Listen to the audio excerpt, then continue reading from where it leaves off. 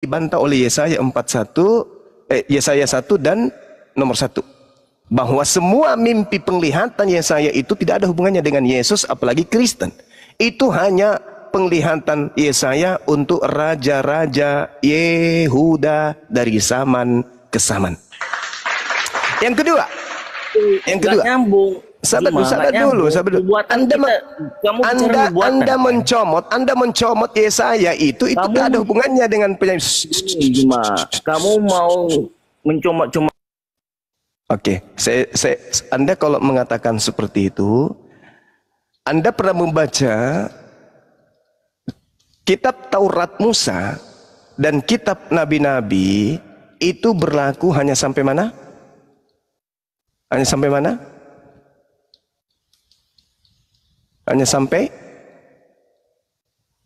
Hei, Bang. Gini, Bung. Juma. Kamu tuh jangan. Kamu mau cari nubuatan kan? Iya. Kamu dikasih nubuatan. Saya kan bertanya sama saudara. Saya kan bertanya sama saudara. Sekarang aku tanya Juma. Sungguh sabar. Saya belum selesai soalnya. Sabar dulu soalnya, sabar. Lukas 16:16, kitab Taurat dan kitab para nabi berlaku hanya sampai zaman Yohanes. Jadi jangan kau bawa-bawa kitabnya orang Yahudi untuk penyaliban. Karena itu kitab hanya berlaku sampai zaman Yohanes. Nubuatan sebelum itu bukan nubuatan, dibantah sendiri oleh Lukas 16 nomor 16. Dibantah itu bukan untuk Yesus. Bukan untuk Yesus. Hei, saudara, Lukas 16. Saudara, Lukas 16 nomor 16, Yesaya itu hanya berlaku sampai Yohanes berdasarkan Lukas 16:16. Kamu itu kasihan ya Juma. Tadi kau minta di mana Iya, saya bantah dengan dalilmu. Saya bantah dengan dalilmu. Oke. Saya bantah dengan dalilmu bahwa ternyata kitab Taurat. Dikasih tahu. Oke. Gini. Dengarkan saya 10 detik. 10 detik aja. Dengarkan baik-baik ya. Tenangkan dirimu ya kawan ya. Saya bertanya, mana bukti bahwa Tuhan menginginkan penyaliban terhadap orang benar? Ya kan ya, kau membawa Yesaya 53, tapi dibantah oleh Lukas. Yesaya 53 itu hanya berlaku sampai Yohanes Pembaptis. Silakan. Anda bantah Lukas 16:16. Oke, Yesaya 53 itu bro, bukan untuk Yohanes Pembaptis. Lah, itu berlaku hanya sampai Yohanes Pembaptis. Coba Anda baca Lukas 16:16. Oke, baca buka ya. Iya. Lukas berapa? 16:16. Sebelum saya masuk ke pendalaman materi, biar kusuapin kamu ya. Habis ini kusuapin ya tentang bualanmu dan cocokologi dan mimpi panjangmu tentang Yesaya 53, nanti saya akan uraikan. Oke. Saya bacakan ya. Hukum Taurat dan kitab para nabi berlaku sampai kepada zaman Yohanes. Ya. Dan sejak waktu itu kerajaan Allah diberitakan dan setiap orang menggagahinya, berebut memasukinya. Di sini saya berlaku sampai Yohanes. Hukum Taurat ini ya. Hukum Taurat sampai kitab para nabi. Bentar dulu, bro. Hukum Taurat dan kitab para nabi berlaku hanya sampai. Ya sabar dulu Juma. Sabar. Aku jawab ya. Hukum Taurat dan kitab para nabi berlaku sampai zaman Musa, Yohanes, tidak di zaman yang lain. Berarti zaman Yesus enggak di zaman Yohanes muridnya, enggak. Zaman Yesus berlaku enggak? Kenapa? Karena penutupnya di Yesus. Pertanyaan hukum saya. Hukum Taurat itu sampai Yesus saja. Loh, kok sampai Yesus ini sampai Yohanes? Sampai Yohanes. Kamu ngerti enggak? Sampai Yohanes apa sampai Yesus? Hukum Taurat, bro. Sampai Yesus atau sampai Yohanes? Yohanes itu sebagai hukum Taurat dan para nabi yang diceritakan pembatas, bro. Mana sih ini? Lukas 16 nomor 16. Sekarang kamu hukum gini, bro ya. Kita bacakan lagi ya. Kita baca. Semoga masuk ke nalar otakmu lah, bro ya. Kita bacakan gimana? ya. Dari 15 aja dulu. Lalu ia berkata kepada mereka, kamu membenarkan diri di hadapan orang, tetapi Allah mengetahui hatimu. Sebab apa yang dikagumi manusia dibenci oleh Allah. Hukum Taurat dan kitab para nabi berlaku sampai kepada zaman Yohanes. Terus? Udah. Kenapa nyebrang ke Yesus? Kerajaan Allah diberitakan dan kenapa nyebrang ke Yesus kalau begitu? Yesaya 53 berlaku sampai mana? Yesaya 53 berlaku sampai mana? Dengar loh, hukum Taurat itu. Yesaya 53 berlaku sampai mana menurut Lukas 16? Itu tidak ada hubungannya ke Lukas 53, bro. Ya, itu nggak ada kok Lukas 53? Gimana nih? Tenangkan dirimu. Tenangkan dirimu. Yesaya 53 menurut Lukas berlaku sampai tidak ada sampai ke Yohanes Pembaptis, bukan. Lah, tawa kamu. Kamu lucu. Allahu Akbar. Allahu Akbar. Ini bro. Allahu Akbar. Masya Allah. Bro ya. Sekarang saya tanya samamu. Yesaya 53 ayat 3 ini ya, saya kasih tahu samamu. Ia dihindari orang seorang pun penuh kesengsaraan yang biasa menderita kesakitan. Ia sangat dihina. Sehingga orang menutup mukanya terhadap dia, dan bagi kita pun enggak usah kamu bahas itu, enggak ada hubungannya lagi. Ini, bro. Itu berlaku hanya sampai Yohanes Pembaptis. Enggak nyambung kamu, bro. Loh, kamu yang enggak nyambung. Hukum Taurat dan hukum Tauratnya. Tetapi, bro, dengar lo. Hukum Taurat dan nubuatan tentang Yesus akan tentang Yesus itu tidak berlaku kepada Yohanes Pembaptis. Oke, kita tinggalkan orang ini ya, sahabat-sahabat. Kita tinggalkan. Boleh nggak saya jelaskan Yesaya 53 ini? Jangan diturunin. Jangan diturunin. Maksud saya kita tinggalkan argumentasi basinya untuk kemudian melindungi iblis yang ada dalam dirinya. Diangkat lagi naik. Saudara Raja Singa naik. Raja Singa silakan naik lagi. Kita akan bahas dan saya akan suapin saudara materi-materi tentang hal Yesaya 53 ini. Nah, saya tidak mau mendengarkan lagi kebohongan saudara. Gini, jangan sudah, saudara. Saya sudah tidak ingin mendengarkan bualan saudara. Oke? Bro, kalau Anda kamu diam. berani, kita di roomnya Superboy, di roomnya lebih adil. Anda diam. Gini, kalau Anda berbicara Yesaya 53 itu untuk Yesus, sekarang Yesus tahu nggak tentang Yesaya 53 kalau dia dinubuatkan untuk dibunuh? Jawab. Sebelum masukkan 5 SKS untuk teman. Yesus nggak. Kalau Yesaya, kamu aja belum pernah kuliah loh, menginjak bangku kuliah pun kau belum pernah. Yesaya, Yesaya 53 itu tak Yesus. Aku sudah sarjana. Yesaya 53. Mantan sapam. So nguliain aku gitu loh. Yesaya 53 ini apakah Yesus tahu kalau itu untuk dirinya? Iya. Oke, baik ya. Teman-teman sabar ya. Bapak Sarjana, sabar. Teman-teman, Bapak Sarjana kita mengakui bahwa Yesus tahu kalau Yesaya 53 itu adalah untuk dirinya. Berarti Tuhan punya rencana untuk membunuh Yesus. Menurut sarjana kita ini, mari kita lihat di dalam Yesaya. Memang diakuinya kok ada ayatnya di dalam. Sabar. Boleh sabar dulu. Materi saya belum selesai. Jangan sampai saya keluarkan kau dari kelas. Nggak saya kasih lulus nanti. Yohanes 8 nomor 37. Aku tahu bahwa kamu adalah keturunan Abraham, tetapi kamu berusaha untuk membunuh aku karena firmanku tidak beroleh tempat di dalam kamu. Loh. Yesus kok nggak tahu kalau orang-orang Yahudi ingin membunuhnya karena orang-orang Yahudi peroleh firman Yesaya 53 dalam diri mereka sebagai eksekusi terhadap penggenapan Yesaya 53. Loh, Yesus ini kenapa? Lupa ingatan. Saya jawab ya. Ya, silakan. Tidak, Sedangkan Yesus itu sudah katakan dia akan disalibkan ya bro ya. Di Matius 16 ayat 21.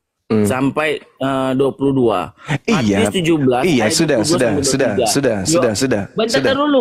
Sarjana, sudah. Yesus tahu memang ada penyaliban, sarjana. Yesus tahu ada penyaliban. Yesus tahu penyaliban terhadap anak manusia. Yesus paham betul itu. Bahkan Yesus memberikan tanda Yunus untuk angkatan jahat, yaitu penyaliban. Jadi seorang sarjana yang punya wawasan yang masih lemah kayak gitu memang harus duduk di meja kuliah, dengarkan kuliahan saya, Anda catat baik-baik, ya, Anda catat baik-baik biar mendapatkan ilmu. Jangan ego, jangan emosi, santai, relax, santai, ya. Ini 8 SKS untuk Anda, ya. Nah, Yesus mengatakan, kamu berusaha membunuh aku karena kamu tidak memperoleh firman di dalam dirimu. Berarti orang ini Yesaya 53, mana Yesaya 53 di situ, mana Yesaya 53 di sini, mana? Ya, Yesaya yang menceritakan gini, cuma ya. Mana? Yesus mengetahui dia akan tertikam dan dibunuh. Ini kenapa dia mengatakan bahwa orang yang mau membunuh dia? Bentar, sabar. Kendalikan roh jibrimu, oke ya. Makanya Yesus itu tahu dia akan disalibkan. Di Matius 16 ayat 21 itu sampai seterusnya. Makanya Yesus kan saya sudah bantah tadi. Kan saya sudah bantah.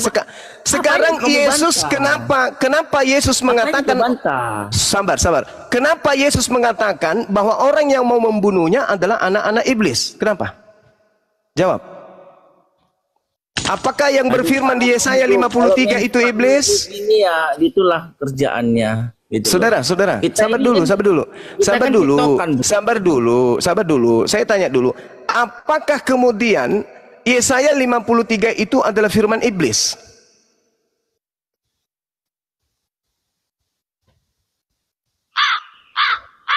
Bro, kalau main diskusi gitu, jangan main mute ya. Apakah Yesaya itu firman iblis? Sekarang tanya ini TikTok kenapa tidak? Apakah Yesaya 53 itu firman iblis? Ya itu firman Tuhan kok. Firman iblis. Kenapa kemudian Yesus mengatakan mereka yang ingin mempraktekkan Yesaya 53 adalah anak iblis? Lah, dia gini bro, itu belum waktunya. Makanya Yesus menceritakan.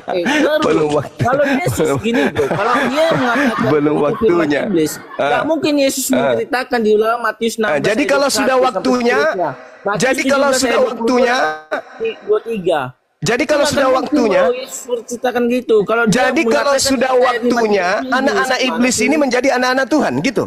Aduh, kacau. Yesus mengatakan bahwa mereka yang ingin membunuhnya adalah anak-anak iblis. Mana yang betul? Yang menyalib Yesus ini anak iblis atau anak Tuhan? Memang parah kamu bro. Gini bro ya, kita ngambil lagi di dalam Yohanes 10 ayat 11 kata Yesus ini bro. Aku gembala yang baik. Iya itu sudah tuntas. Ini masih itu kembali gimana, terkait saudara. Itu gimana? Itu perkataan Yesus loh. Sabar dulu. Sabar dulu. Kita belum selesai. Di sini kita belum selesai. Oke, ini di sini kita belum selesai. Iya. Yang mau menyalibkan Yesus, yang menurutmu Yesaya 53 berujung kepada penyaliban, Yesaya 53 berujung kepada pembunuhan. Kenapa Yesus mengatakan orang-orang yang ingin membunuhnya itu sebagai anak-anak iblis? Apakah Yesaya 53 ini? Mereka itu anak iblis. Berarti Yesaya 53 ini Tuhan, makanya nubuatan itu benar lu bro. Bentar dulu supaya aku jelaskan. Kau panjang lebar, aku nggak bisa kau kasih ngomong gitu loh. Itulah keegoisan kamu kalau berdiskusi. Oke, aku jelaskan dulu ya. Orang Yesus mengatakan mereka itu anak iblis ya bro, karena mereka tidak mengakui firman Tuhan. Makanya Yesus tahu di dalam Yesus itu akan dihukum. Ya, di situ sangat jelas. Ya, makanya Yesus berkali-kali sama murid-muridnya dan orang-orang Yahudi mengatakan dia akan dibunuh. Oke. Jadi sekarang saudara, sekarang saya tanya sama kamu. Pelaku Yesaya 53, eksekutor Yesaya 53 itu pelaku firman atau pelaku setan? Kamu nggak nyambung, bro, dari tadi, bro. Udah saya pelaku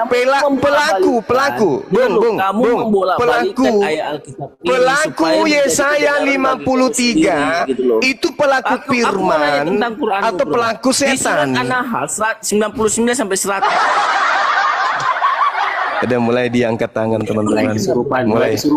Mulai angkat tangan. Sarjana merendahkan guru kami. Mengaku sarjana kau merendahkan guru kami, tampol ke gigimu. Bukan, sudah saya tunjukkan dalilnya. Ini nanti saya kasih tunjuk. Ini saya bertanya loh. Saya kan bertanya, salib itu karya Tuhan atau karya iblis? Anda mengatakan karya Tuhan. Ayo mari kita urut. Yesaya 53 firman Tuhan. Ketika kemudian eksekutor ingin melaksanakan Yesaya 53 menurutmu untuk digenapi Yesaya 53 untuk Yesus, kamu mengatakan bahwasanya tadi aku pengen ngomong sendiri loh. Ini TikTokan atau gimana sih? Sabar dulu. Yesaya 53 ketika ingin kemudian digenapi, yang ingin menggenapinya itu Yesus katakan sebagai anak-anak setan. Sudah? Ya. Sudah? Yesus mengatakan, bapakmu adalah iblis dan kamu mau melakukan keinginan siapa? Iblis. Kalau Yesaya 53 yang ingin digenapi, berarti yang berfirman di Yesaya 53 adalah Sudah? Adalah jawab dulu. Adalah Ngapain pula aku jawab? Otakmu aja. Kamu harus jujur mengakui. Siapa suruh menjilat kitabnya Yahudi untuk Tuhanmu yang terkutuk itu? Kamu mengatakan Yesaya 53. Kamu mengatakan Yesaya 53 adalah nubuatan tentang penyaliban Tuhanmu. Sekarang saya minta pertanggungjawaban. Ketika Yesus berhadapan dengan pelaku-pelaku penyaliban, Yesus mengatakan, bapakmu, Tuhanmu adalah iblis dan kamu mau melakukan keinginan bapakmu yang iblis itu. Apa keinginan bapakmu yang iblis itu? Membunuh Yesus gitu? Hah? Gini, bro. Hah? Hei, pertanggungjawabkan pernyataanmu terhadap jilatanmu kepada Yesaya 53. Yesaya 53 kau sandarkan sebagai nubuat untuk pembunuhan Yesus. Lalu kenapa ketika orang ingin membunuh Yesus? Sabar dulu. Tenangkan roh jahatmu.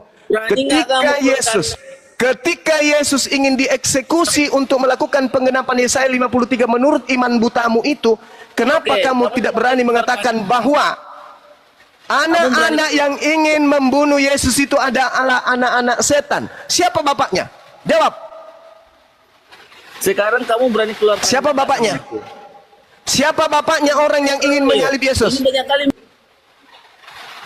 Siapa bapak? Saya ulang ya Bung, 10 detik ya. Habis ini kamu jawab. Siapa bapak dari Siapa bapaknya orang-orang yang ingin melaksanakan penggenapan Yesaya 53 membunuh Yesus? Siapa bapaknya? Menurut Yesus. Elohim atau iblis? Jawab.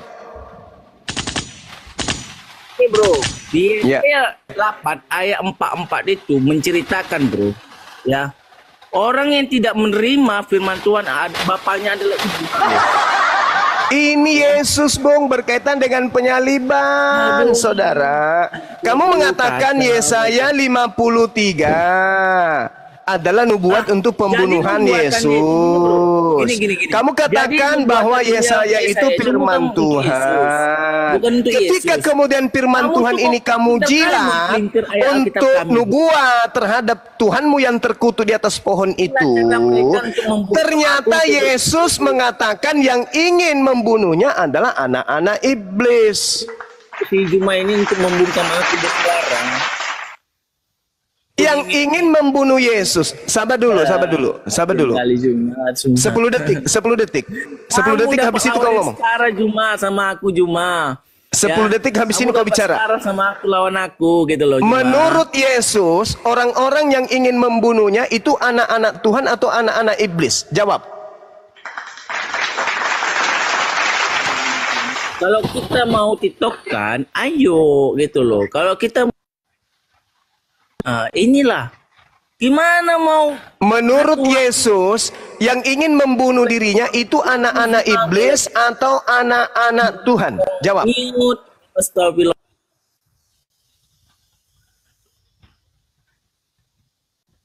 Ayo, Jangan saudara, ayo. dong.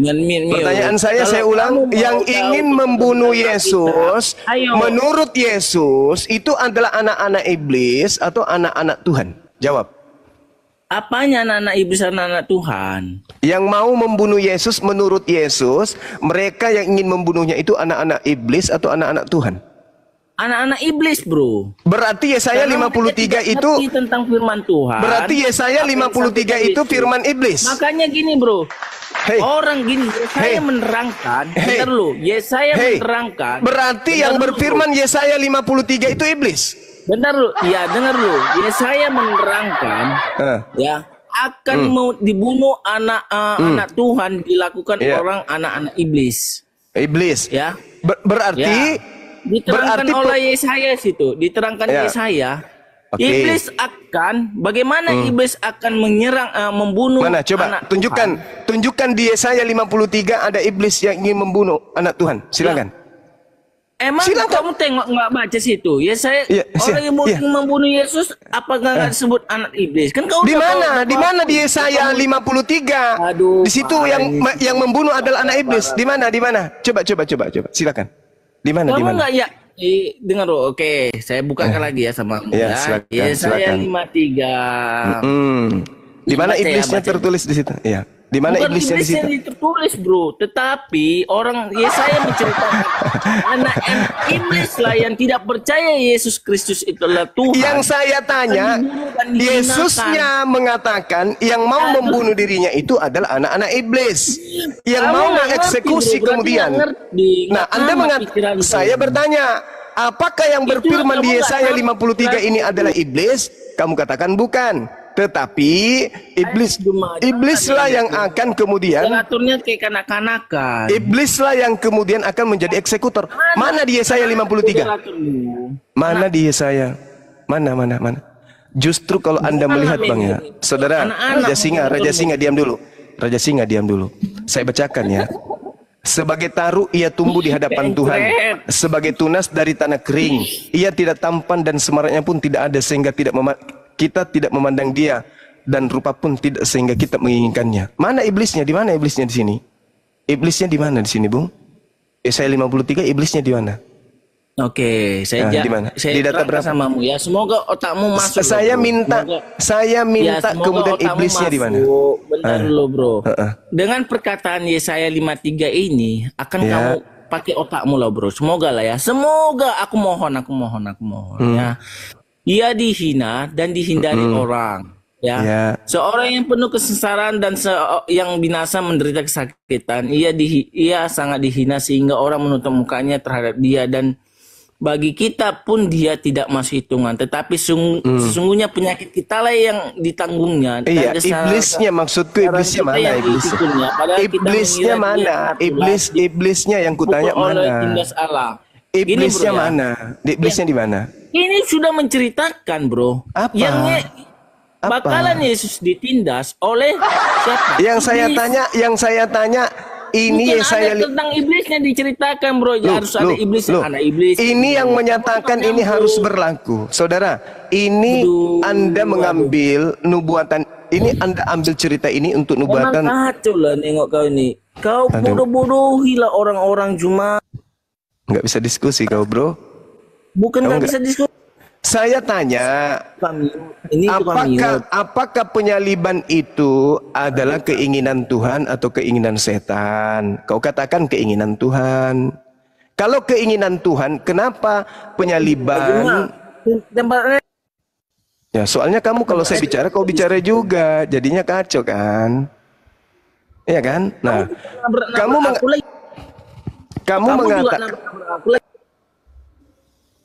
kamu mengatakan bahwasanya penyaliban Yesus itu keinginan Tuhan dengan mengambil Yesaya 53. Cocokologi. Ya kan ya? Sedangkan Yesus ketika ingin dibunuh, Yesus mengatakan pembunuhnya adalah menginginkan keinginan si iblis. Coba Anda baca Yohanes 8:44 itu. Iblislah yang menjadi bapakmu dan kamu mau melakukan keinginan-keinginan bapakmu. Kalau Anda mengatakan keinginan penyaliban Yesus itu adalah Tuhan, kenapa Yesus mengatakan iblis? Yang mana yang betul? Yang ingin menyalib Yesus, kata Yesus, itu adalah keinginan iblis. Mana yang betul ini? Kamu atau Yesus?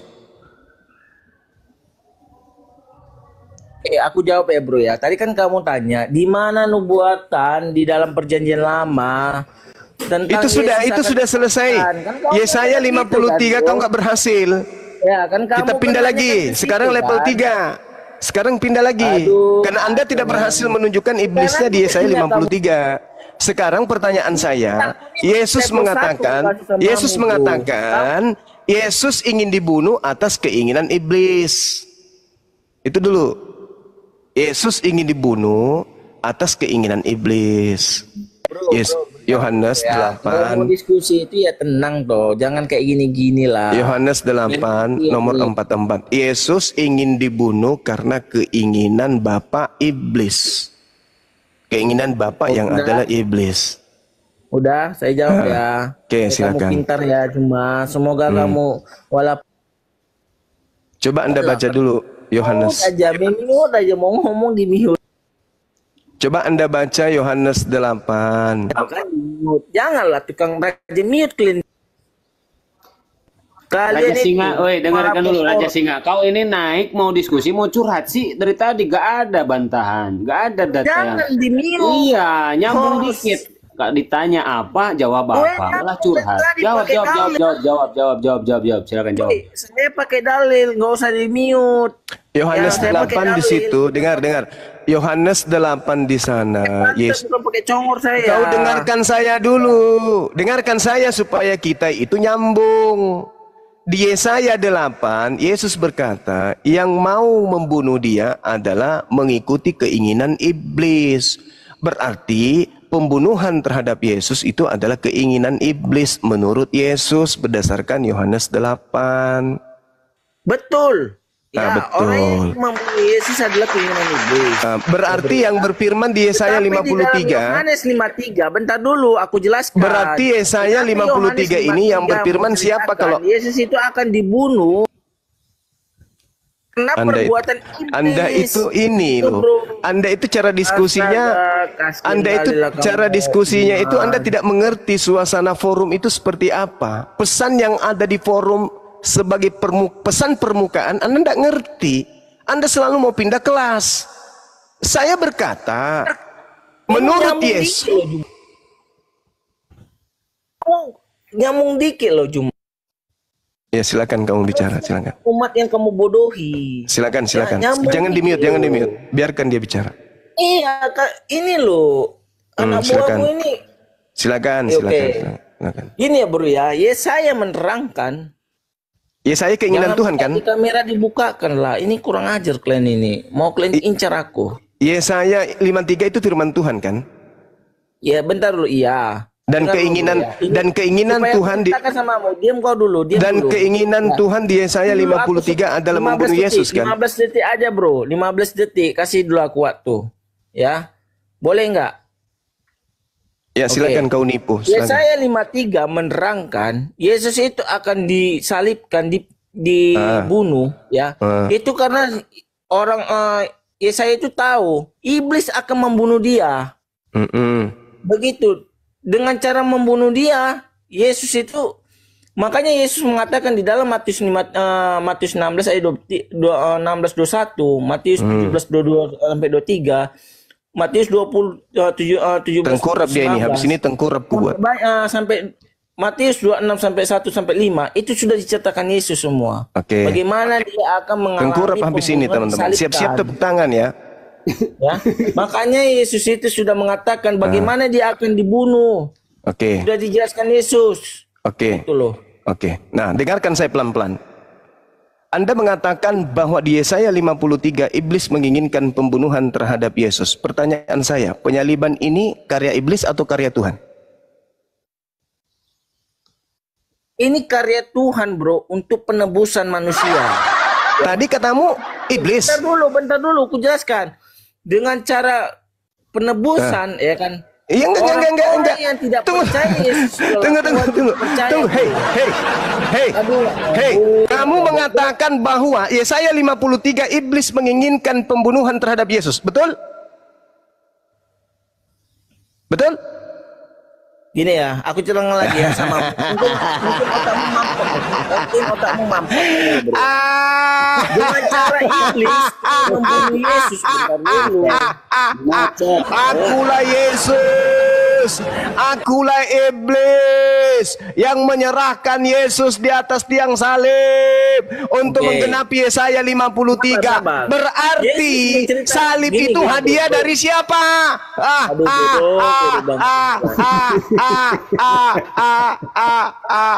Salib itu hadiah dari mana?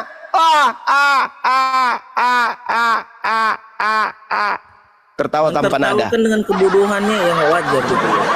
Ini ya. Loh, kamu sendiri yang mengatakan Yesaya 53. Iblis berusaha membunuh Yesus. Berarti pembunuhan terhadap Yesus karya siapa? Gini bro, oke, dengar dulu. Gini.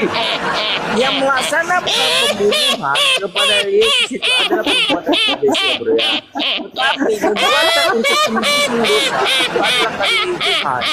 Ya, melalui Tenangkan dirimu, cucuku. Memiot.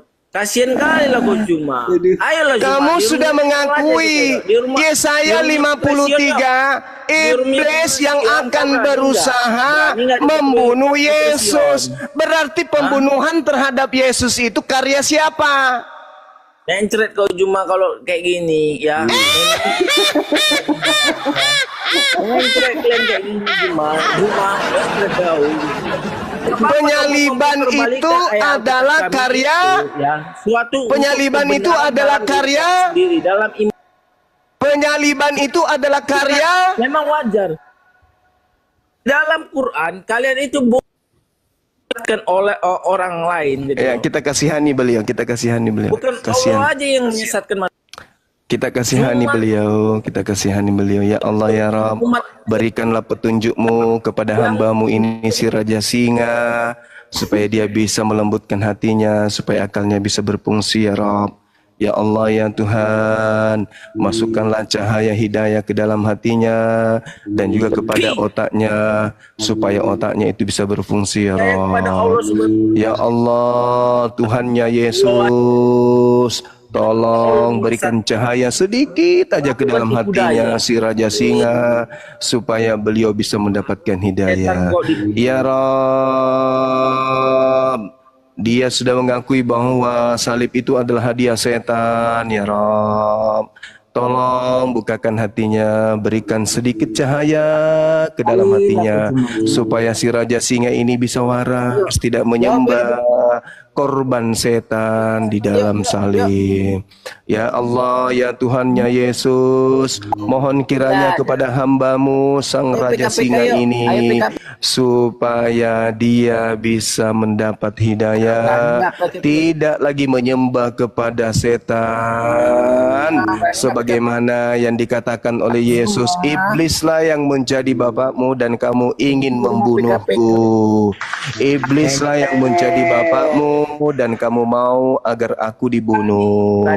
Tadi saudara Raja Singa ini sudah mengakui ya Tuhan di hadapan-Mu bahwasanya penyaliban terhadap Yesus itu adalah karya iblis.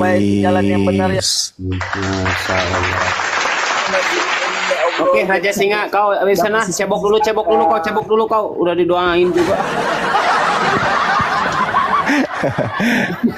Maafkan saya ya saudara Raja Singa ya. Siapa namanya tadi? Raja apa itu tadi? Raja Singa kan ya. Maafkan saya kalau telah melukai hatimu dan perasaanmu, tapi paling tidak niatan saya itu adalah supaya engkau itu bisa sedikit mendapatkan pencerahan dari Bibelmu sendiri ya. Bukan niat saya menghina, bukan niat saya menghujat, tapi semata-mata membuka cakrawala berpikirmu, bahwa dengan sadar pun kamu mengakui bahwa Yesaya 53 itu adalah karya iblis, dalam arti kata yang menjadi pengeksekusi di sana akan penyaliban tuh Yesus itu adalah iblis. Anda mengakui Yesaya 53 adalah firman Tuhan, tapi yang melakukan adalah iblis. Berarti penyaliban ini karya iblis. Ya, mudah-mudahan itu bisa menghantarkan Anda untuk mendapatkan hidayah. Bagi kami umat Islam akan semakin kuat iman kami bahwa memang betul Al-Quran mengatakan bahwa yang disalib itu adalah orang yang pelaku dosa yang memerangi Allah dan yang memerangi Rasulnya. Sehingga mustahil bagi umat Islam yang mendengarkan debat ini bisa murtad, dikarenakan mereka sudah tahu bahwa yang disalibkan itu adalah orang yang memerangi Allah, dan pelaku daripada salib itu adalah iblis berdasarkan pengakuan saudara tadi. Demikian, makanya Al-Quran mengatakan wa iyyaduuna illa syaitanan marida, sungguh yang mereka sembah itu adalah iblis yang durhaka. Ya, silakan. Siap, Gurunda. Ahi Bayu, Assalamualaikum, Ahi. Waalaikumsalam warahmatullahi wabarakatuh. Siap, Ahi Bayu, naik-naikan ya. Saya ini HP agak oleng ini, takut rungkad. Kalau saya nggak main apa-apa gitu. Jadi antum naik-naikan saya sapa ya, Ahi Bayu ya. Siap, yang di atas pegangan banyak iblis di bawah. Hati-hati ditombak. Pasukan tombak pada muncul. Iya, Ikhwan Fillah bantu di tap biar kuat komalnya. Bang Wak Muslim apa Kristen Bang? Silakan dibuka mute-nya. Bang. Tidak monitor diturunkan ya, 3 kali disapa, tidak monitor turunkan. Bang Wak Muslim apa Kristen Bang? Muslim. Assalamualaikum. Silakan, ada yang mau disampaikan Abang sebelum Abang turun, silakan, barangkali ada yang mau disampaikan dulu, silakan.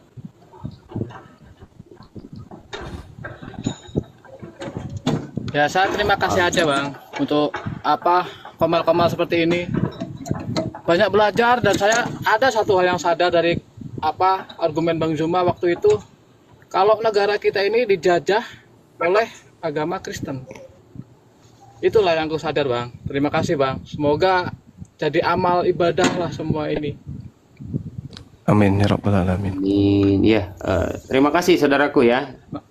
Mohon maaf dibawa dulu. Assalamualaikum warahmatullahi wabarakatuh. Ya, terima kasih. Ya, dulu pelakunya beragama Kristen. Gitu ya. Bukan agamanya yang menjajah, pelakunya yang Kristen, dan sekarang pada saat merdeka lembaganya lagi yang menjajah akidah Islam, dan sekolah tinggi mereka, STT mereka yang menjajah dan menghina sembahan umat Islam dan dinul Islam. Itu yang betul. Jadi bukan Kristen yang menjajah, tapi pelaku-pelaku penjajahan sebelum Indonesia merdeka itu beragama Kristen dan juga beragama Katolik. Seperti itu. Ahi Bayu, naikin lagi Ahi. Ahi Jul, Assalamualaikum. Waalaikumsalam. Abu ya, Assalamualaikum para guru. Waalaikumsalam warahmatullahi wabarakatuh. Ya, kalau 2 slot untuk Oten turunkan saja. 1 Oten saja susah ngaturnya, apalagi 2 slot. Bingung pula siap, ini. Siap Abu ya. Kalau misalnya ada Oten yang mau naik, ya aman. Siap. Pak Saraksa, Muslim apa Kristen Pak? Silakan. Bapak Saraksa, cek 1 kali lagi. Saraksa, Muslim apa Kristen? Waduh, kok jadi berhala Bapak ini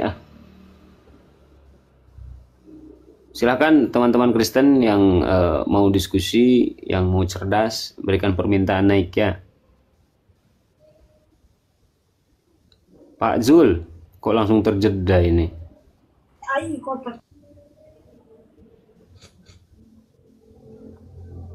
Pak Zul. Siap Abu ya, siap. Ini yang baru naik namanya Zul. Oh, saya kira saya Abu ya. Afwan. Pak Seko, Muslim apa Kristen Pak?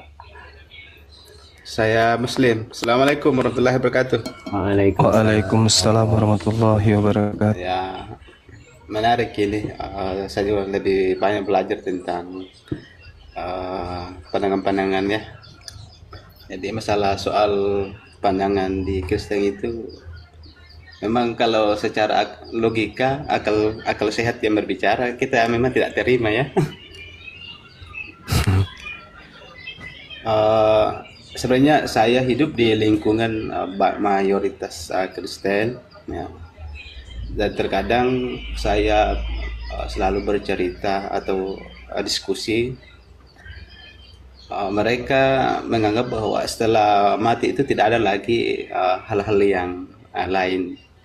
Jadi saya bingung, ngapain lagi pergi di rumah-rumah ibadah kalau sudah tidak ada pikiran bahwa di dunia akhirat itu ada surga dan neraka. Jadi sekira memang sudah ngawur. Iya, sama Pak, sama. Kita bingung bersama Pak. Ya, kita bingung bersama.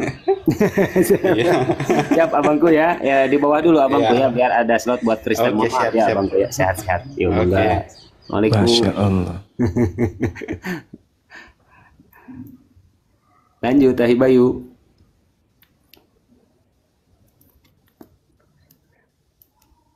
Pak Sapirin. Ya, Assalamualaikum warahmatullahi wabarakatuh. Saya Muslim. Waalaikumsalam warahmatullahi wabarakatuh. Satu statement aja Bang Zuma dan satu pertanyaan. Saya kagum dengan pandangan-pandangan Bang Zuma. Luar biasa dan kita banyak belajar dari sini terhadap perbandingan agama tanpa mengurangi toleransi dan penghargaan kita terhadap mereka, Bang Zuma. Iya. Satu statement, kita dijajah 350 tahun yang sering didengungkan Bang Zuma oleh pelaku-pelaku yang Nasrani atau Kristen. Harusnya mayoritas di Indonesia itu harusnya Kristen. 350 tahun Toro dijajah. Harusnya mayoritas kalau memang agama ini benar dan diyakini kebenarannya, harusnya 350 tahun penjajahan itu sangat berpengaruh. Tapi pada kenyataannya justru mayoritas kita adalah Muslim. Satu Bang Zuma. Yang kedua Bang Zuma, pertanyaan, Bang Zuma selalu mengambil kitab dari perjanjian lama, kitab Tanak. Saya kurang ngerti juga tentang itu. Tapi yang pasti Bang Zuma selalu ngambil itu sebagai dasar kebenaran. Bisa tidak perbedaan antara perjanjian baru dan perjanjian lama dijelaskan Bang Zuma? Kalau perjanjian baru kan lebih banyak kalau saya tangkap lebih banyak surat-surat atau katakanlah kisah-kisah yang dituliskan oleh orang-orang yang setelah perjanjian lama. Nah, yang katakanlah tidak tulisan-tulisan atau pemikiran-pemikiran orang. Nah, kalau perbedaannya secara substansi itu apa Bang Zuma sehingga cenderung Bang Zuma tidak menerima perjanjian lama, perjanjian baru maksudnya.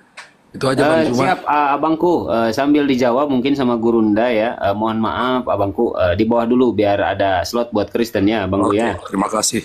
Sukses makasih selalu, Bang. Ya, makasih Bang Saprin. Ya, salam kenal selalu. Amin. Dan tetap konsisten dengan iman kita. Assalamualaikum warahmatullahi wabarakatuh. Waalaikumsalam warahmatullahi wabarakatuh. Sebelum dijawab, Gurunda izin sebentar. Ikhwan Fillah, untuk saudaraku Muslim, Masya Allah ya, Alhamdulillah. Ditahan dulu Ikhwan Fillah ya. Nanti ada waktu lain Insya Allah. Mungkin kita utamakan dulu teman-teman Kristen biar terjadi diskusi.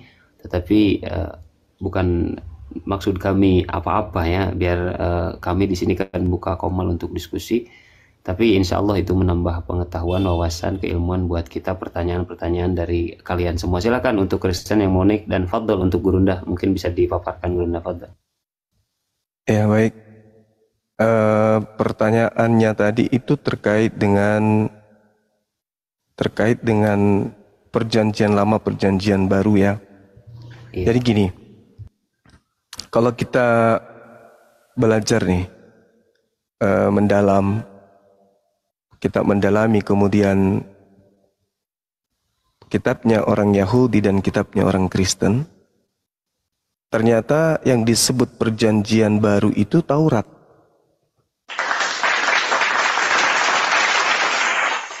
Ya, di agama samawi, agama langit, di dalam pengajaran Yudaism, Yeremia 31, 31, 32, 33.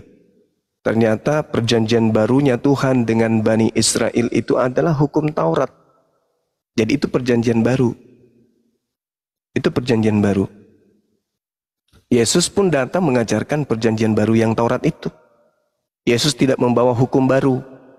Yesus tidak membawa ketetapan-ketetapan atau syariat baru, enggak. Nabi Isa datang kemudian meneguhkan Bani Israel untuk kembali kepada hukum Taurat. Ada di dalam Matius 23, nomor 1, nomor 2. Banyak dalil, Matius 5 dan seterusnya. Jadi, perjanjian baru Tuhan dengan Bani Israel itu adalah justru hukum Taurat. Nah, sekarang kita lihat dari skala besarnya. Ketika kita berhadapan dengan Kristen, orang-orang Kristen membagi dua, kitab perjanjian lama, perjanjian baru. Perjanjian barunya orang Yahudi dianggapnya perjanjian lama. Karena kenapa? Mereka ingin mengunggulkan, mengorbitkan kitab kanon dan surat-surat Paulus serta surat dari orang yang tidak diketahui sampai hari ini, yaitu Ibrani. Itu mau diunggulkan. Maka demi untuk mengunggulkan surat ini, kitabnya Yahudi yang perjanjian baru, mereka katakan perjanjian lama, dan kitab baru mereka dijadikan sebagai perjanjian baru. Nah, bagaimana sifat dari kedua kitab ini? Pada dasarnya, yang datang di perjanjian baru milik orang Yahudi itu adalah firman Tuhan dan pernyataan-pernyataan Tuhan melalui mimpi dan penglihatan para nabi-nabi Israel. Sedangkan perjanjian baru milik orang Kristen ini adalah kitab yang dituliskan berdasarkan kesaksian-kesaksian. Bukan mulut Yesus langsung kepada penulis, bukan. Selayaknya Al-Quran dari mulut Rasulullah langsung kepada penghafal. Itu bukan. Sehingga yang terjadi adalah bagaimana bisa mengkawinkan antara kitab perjanjian lama yang tadinya Septuaginta yang diterjemahkan pada abad ketiga sebelum Masehi, itu di abad keempat digabungkan kemudian dengan yang mereka sebut perjanjian baru. Maka lahirlah kitab ini yang disebut Bible, kumpulan buku-buku digabung menjadi satu. Jadi terjemahan kitabnya Yahudi diambil, digabungkan dengan kitab-kitab kanon dan surat-surat Paulus. Jadilah Bible, merambah sampai ke Indonesia. Nah, pertanyaannya kemudian, apakah Yesus memberikan legitimasi terhadap buku tersebut? Tidak. Buku Lukas, buku Markus, buku Yohanes, buku Roma, Filipi, Efesus, Galatia, dan seterusnya, itu tidak memiliki legitimasi dari Yesus. Selayaknya Taurat mendapatkan legitimasi dari Musa, Mazmur dari Daud, dan kemudian kitab-kitab yang lain juga ada legitimasi dari penulisnya, termasuk Al-Quranul Karim, dan juga kemudian pernyataan-pernyataan Yesus terhadap firman yang disampaikan kepada muridnya. Akan tetapi perjanjian baru milik Kristen itu sama sekali tidak ada legitimasi dari Yesus. Nah, itu saudara yang bertanya tadi. Jadi kalau perjanjian lama sebenarnya adalah perjanjian baru Tuhan, sedangkan perjanjian baru orang Kristen itu ditulis dari hasil pernyataan-pernyataan saksi-saksi yang orang Kristen pun tidak tahu siapa nama saksinya. Demikian. Kang Apokri Pak, Assalamualaikum. Waalaikumsalam. Assalamualaikum Bang Zuma. Assalamualaikum saudara-saudara muslim semuanya. Waalaikumsalam warahmatullahi wabarakatuh. Wah, lama nggak jumpa Bang Juma ini. Iya Bang. Terakhir kita ketemu di Kuningan itu ya Bang Juma. Kuningan? Iya. Oh iya. Jakarta. Iya. Masya Allah, betul. Iya Bang. Ingat. Ini apa? Saya iseng aja naik ini. Halo, tadi apa? Selamat siang. Salam. Ya, silahkan Pak JP, selamat siang. Kang Apokri Pak, nanti dulu ya, Kanda ya. Oke, iya. Bang Jumat bisa bertanya? Iya, silakan Bang. Bentar dulu, Abang JP dari Protestan Katolik, Bang. Mau tanya itu Protestan. Oh, dari Protestan. Silakan kalau mau bertanya, silakan. Bang, saya ini baru buka TikTok, baru sering kan cuma nonton itu di YouTube. Ya, karena sering saya dengar pernyataan Bang Juma ini membingungkan.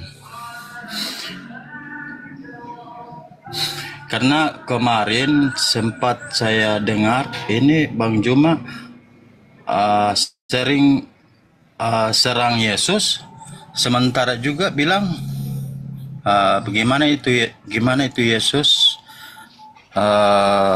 dimuliakan, sementara lagi menjatuhkan.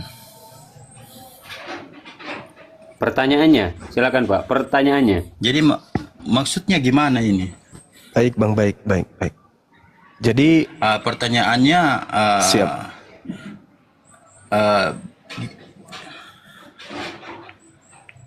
Sementara di satu sisi Bang Juma itu bilang memuliakan Yesus, Nabi Isa. Kemudian di satu sisi lagi bilang mau bilang menghina Yesus. Ini kan kalau itu kan dinamakan Ya, namanya munafik. Poinnya sudah dapat. Ya, poinnya sudah dapat. Tujuannya apa maksudnya? Oke, Abang simak baik-baik ya. Jadi di sini kita lihat penjelasan dari Gurunda gitu kan, siapa yang menghujat Yesus dan siapa yang memuliakan Yesus. Fadhol Gurunda. Ya baik. Jadi gini Saudara JP, memang betul pernyataan saya itu terkait dengan oknum yang dikatakan bernama Yesus itu ada dua. Itu betul, saya akui. Karena memang di dalam Bible Yesus itu ada dua. Yesus asli dan Yesus palsu.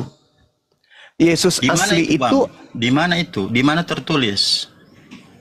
Oke, baik. Di dalam Lukas 21 nomor 8. Matius 24 nomor 5. Coba Anda buka. Silakan Pak. Lukas 21 nomor 8. Waspadalah kepada penyesat yang akan datang kepadamu dengan memakai nama Yesus dan berkata, akulah Yesus. Penyesat akan datang dengan memakai nama Yesus. Matius 24 diterangkan di data nomor 5, sebab banyak orang akan datang dengan memakai nama Yesus dan berkata, akulah Mesias Kristus. Dan mereka ini akan apa? Menyesatkan banyak orang. Sekarang dari mana kita bisa mendeteksi kebenaran pernyataan Yesus? Ada Yesus baru yang datang kepada Paulus, hanya berupa cahaya dan suara.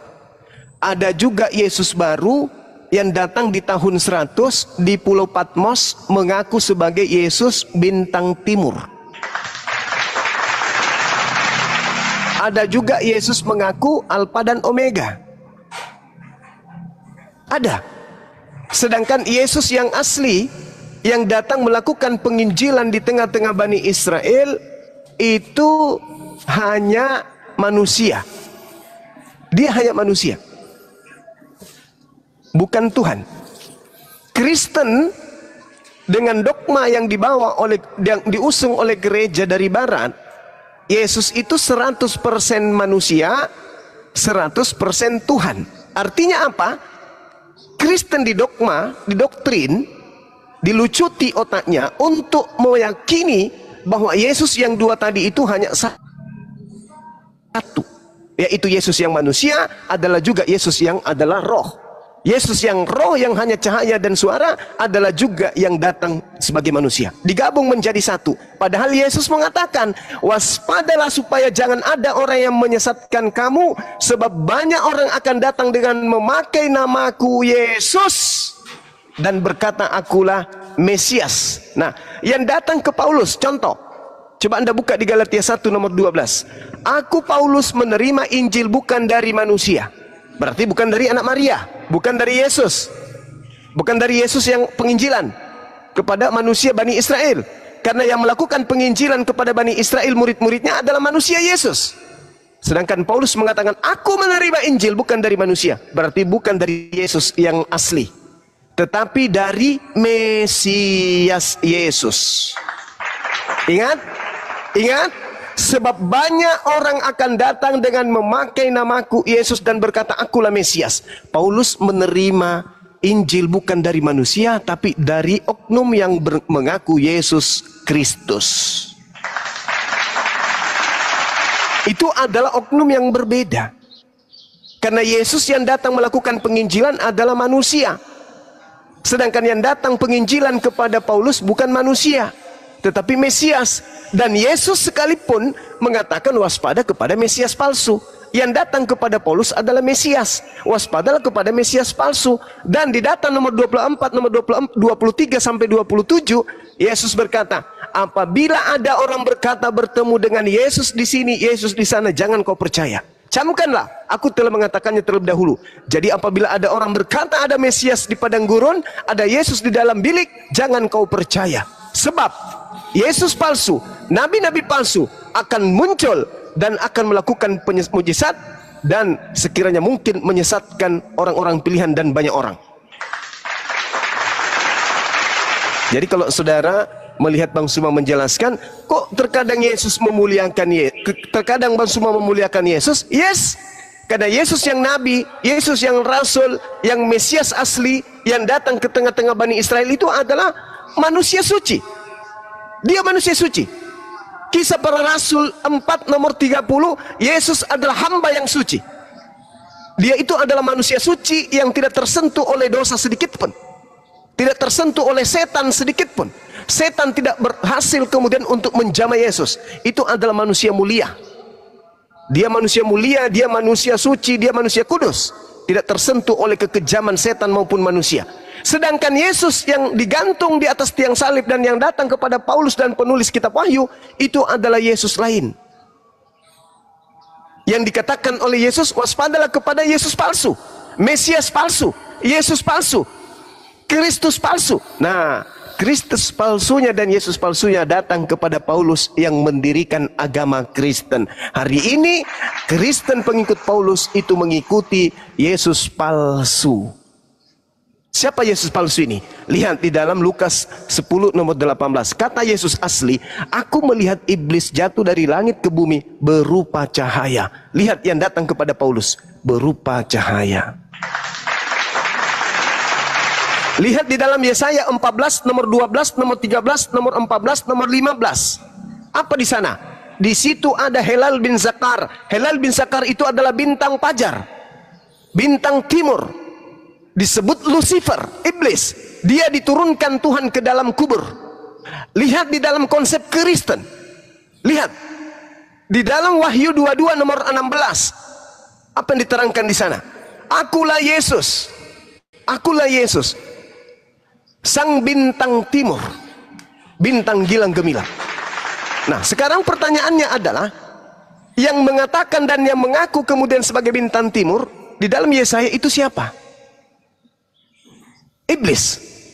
Yang datang di Pulau Patmos mengaku Yesus dan mengaku bintang timur itu siapa? Anak Maria? Sudah pasti bukan. Lalu siapa? Yang bangkit di hari ketiga dari kubur itu siapa? Ke dalam orang mati kubur, alam orang mati aku turunkan engkau.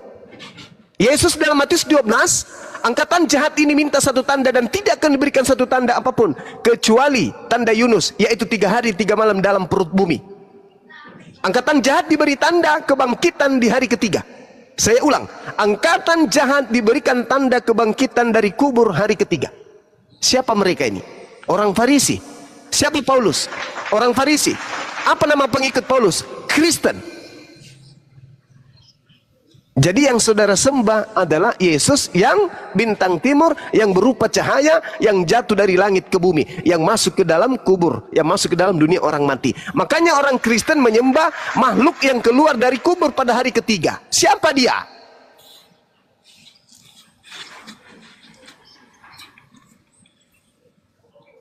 Ingat Bung, antara pengajaran Yesus di tahun 30 sampai 33 itu terjadi kekosongan. Ketika dia terangkat ke langit terjadi kekosongan.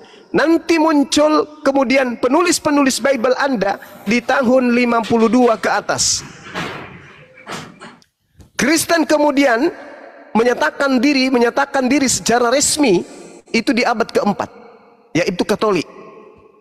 Jadi antara Yesus dengan orang yang tidak bersunat, antara Yesus dengan orang yang ibadah hari Minggu, antara Yesus dengan mereka yang makan babi, makan kucing, makan anjing, makan tikus, antara Yesus dengan mereka yang kemudian menyembah Yesus, itu jaraknya kurang lebih puluhan sampai ratusan tahun baru muncul.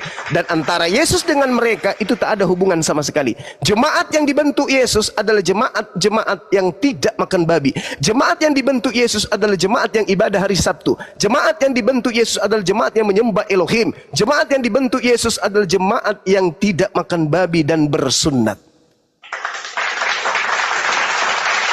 Sedangkan Kristen itu bukan jemaatnya Yesus. Dan Yesus berpesan kepada muridnya Bani Israel, waspadalah kepada serigala buas